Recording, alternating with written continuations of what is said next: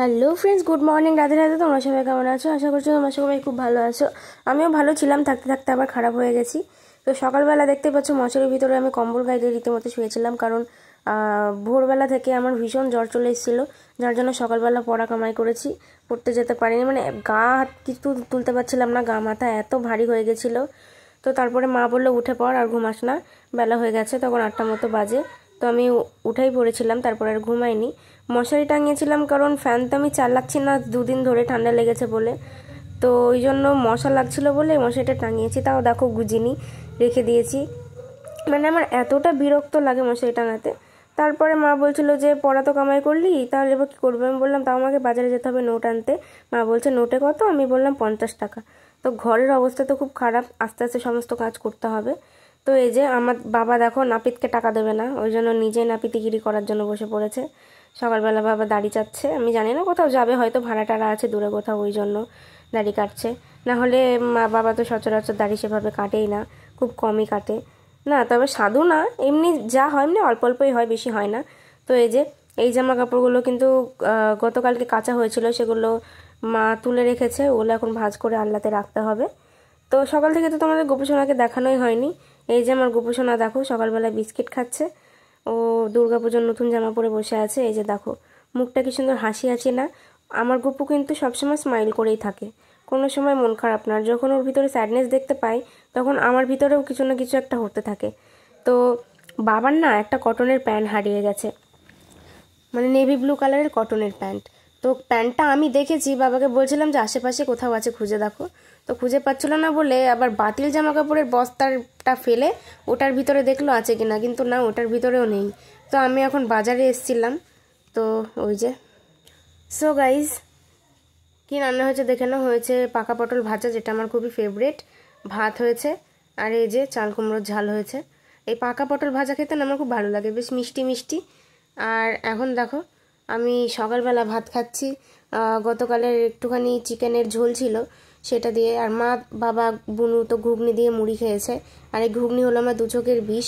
ওই জন্য আমার মাংসও লাগবে না ভাত খেতে, শুধু চিকেনের একটু ঝোল আর আলু হলেই চলবে। আমার চিকেন মানে খেতেই হবে এমন কোনো মানে নেই, ওই জন্য চিকেনের ঝোলটা ফেলে দেবো, তাই ওটা দিয়ে ভাত খাচ্ছিলাম। তো অনেক ভালোভাবে ভাতটা খেয়ে নিয়েছি। তো দুপুরবেলা হয়ে গেছে, আর আমার তো টিউশন ছিল, যার জন্য মাই ভিডিওটা তুলে রেখেছে। এই যে দেখো সাদা ভাত, তেল, ডিম ভাজা, আর ওখানে রয়েছে পটল ভাজা। অ্যাকচুয়ালি আমার বুনু ডিম ভাজা ছাড়া চলবে না, ওকে ডিম ভাজা দিতে হবে। ওই জন্য ম্যাডামকে ডিম ভাজা লবণ তেল দিয়ে খেতে দেওয়া হয়েছে। ও আজকে ডিমের ঝোল খাবে না। যেমন ডিমের ঝোল খাবে না, তেমন দেখো একটা গোটা ডিম ভাজা নিয়েছে। আমি হলে তো আমাকে আধখানা দিত। তো এই যে ডিমের ঝোলটা দেখো মা আজকে অন্যরকম করে করেছে। জানি না, মা ইউটিউব দেখে নতুন নতুন রেসিপি শিখে আজকাল সেসব রেসিপিগুলো বাড়িতে ট্রাই করছে। এই ব্যাপারটা কিন্তু আমার বেশ ভালো লাগে, কিন্তু মা মাঝে মধ্যে এমন করে সেটা আবার খুবই খারাপ লেগে যায়। তো ডিমগুলো দেখে মনে হচ্ছিল, মানে কুসুমগুলো এমনভাবে ফুলে উঠেছিল মামলেটে, মনে হচ্ছিল যেন মা গোটা ডিমই করেছে। ওই জন্য তো আমি রেগে মেগে ভাত না খেয়েই চলে গেছিলাম টিউশনে। তো বাড়ি এসে দেখছি কেস পুরো উল্টো জন্ডিস। তো আমার ঠাম্মাকে দেখছো এখানে ময়দা মাখছে, এখন বিকেল হয়ে গেছে। তো আজকে কিন্তু আমার বাবাকে সারপ্রাইজ দেওয়ার জন্য আমার মা বানাচ্ছে নিমকি। তো এই নিমকির খবর কিন্তু এখনও আমার বোনও জানেনি, বাবাও জানেনি। না হলে আমার বোনও জানলে আজকে যদি 1 কোটো নিমকি করে না, বেশি দিন না, 3 দিনের ভিতরে সেই কোটো ফাঁকা হয়ে যাবে। মানে আমার বোন একটু মানে খেতে ভালোবাসে, তো ও সবসময় ঘরে খুঁজে বেড়ায় যে কী আছে না আছে। ওই জন্য নিমকিটা আমার লুকিয়ে লুকিয়ে বানিয়েছে ও যখন খেলতে গিয়েছিল। না হলে আমার বোনও তো মানে ভাজা, আর ভাজা থেকে আরম্ভ করে কোটোতে পোড়া অর্ধেক খেয়ে নিত। তো এই যে আমার ঠাম্মা কিন্তু খুব ভালো নিমকি করতে পারে, ওই জন্য ঠাম্মা করছিল।